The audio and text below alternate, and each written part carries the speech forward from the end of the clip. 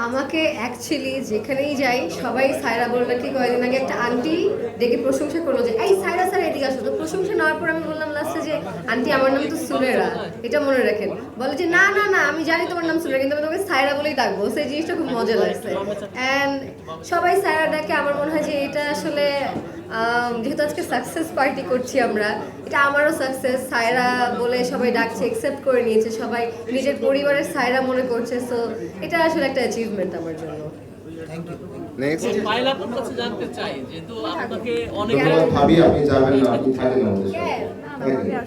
অনেকে এই গল্প দেখে কেঁদেছে। আসলে আপনাদের আপনি ব্যক্তিগতভাবে এই গল্পটাকে টাচ করতে পেরেছেন কিনা, বা আপনার চোখে পানি এই থেকে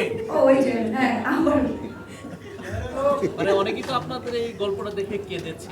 বিশেষ করে আপনি এটাকে এই গল্পটাকে কতটুকু টাচ করতে পেরেছেন, আপনার চোখে পানি এসেছিল কিনা?